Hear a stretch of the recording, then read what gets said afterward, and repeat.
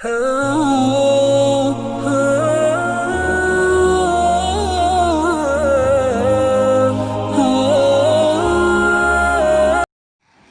T V کے تمام دیکھنے اور سننے والوں کو السلام علیکم۔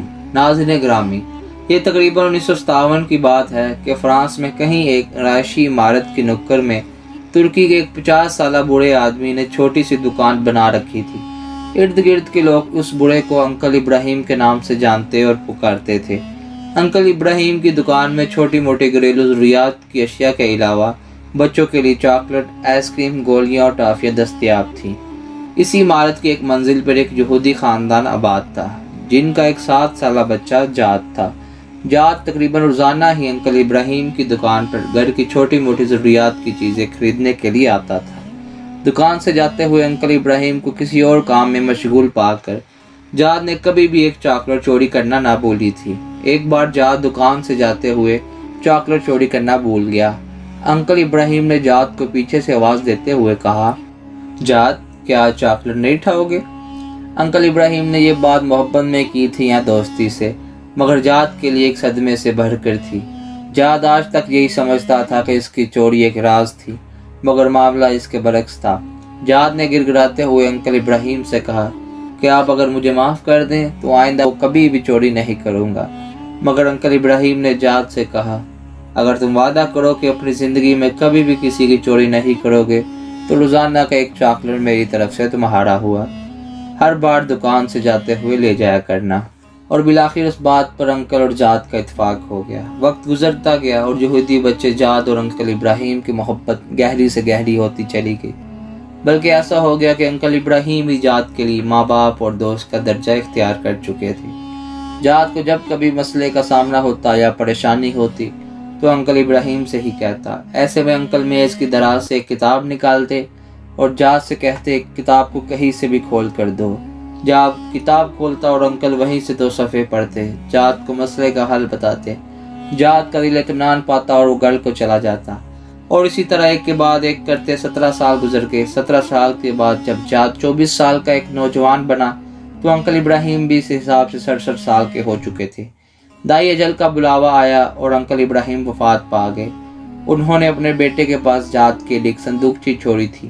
ان کی وصیت تھی کہ اس کے مرنے کے بعد یہ صندوقچی اس یہودی نوجوان جاد کو تحفے میں دے دی جائے۔ جاد کو جب انکل کے بیٹوں نے صندوقچی دی اور اپنے والد کے مرنے کا بتایا تو جاد بہت غمگین ہوا، کیونکہ انکل ہی تو اس کے غم گسار تھے۔ جاد نے صندوقچی کھول کر دیکھی تو اندر وہی کتاب تھی جسے کھول کر وہ انکل کو دیا کرتا تھا۔ جاد انکل کی نشانی گھر میں رکھ کر دوسرے کاموں میں مشغول ہو گیا، مگر ایک دن اسے کسی پریشانی نے آ گھیرا۔ آج انکل ہوتے تو اسے کتاب کھول کر 2 صفحے پڑھتے اور مسئلے کا حل سامنے آ جاتا۔ جاد کے ذہن میں انکل کا خیال آیا اور اس کے آنسو نکل آئے۔ کیوں نہ آج میں خود کوشش کروں؟ کتاب کھولتے ہوئے وہ اپنے آپ سے مخاطب ہوا، لیکن کتاب کی زبان اور لکھائی اس کی سمجھ سے بالاتر تھی۔ کتاب اٹھا کر جاد اپنے عرب دوست کے پاس گیا اور اسے کہا کہ مجھے اس میں سے 2 صفحے پڑھ کر سناؤ۔ مطلب پوچھا اور اپنے مسئلے کا اپنے تئیں حل نکالا۔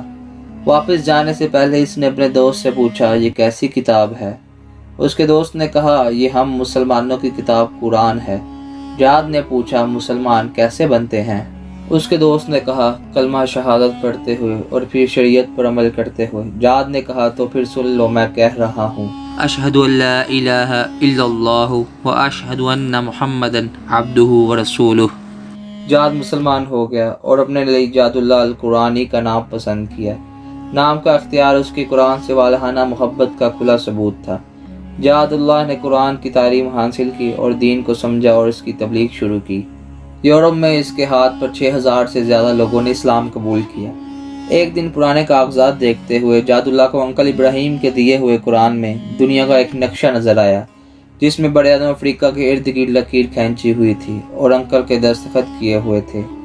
ساتھ میں انکل کے ہاتھ سے یہ آیت لکھی ہوئی تھی، جس کا ترجمہ یہ ہے، اپنے رب کے راستے کی طرف دعوت دو، حکمت اور عمدہ نصیحت کے ساتھ۔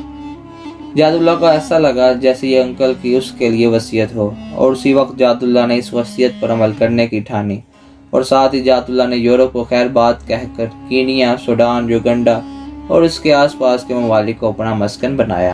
دعوت حق کے لیے ہر مشکل اور پرخطر راستے پر چلنے سے نہ ہچکچایا، اور اللہ تعالیٰ نے اس کے ہاتھوں 60 لاکھ انسانوں کو دین اسلام کی روشنی سے نوازا۔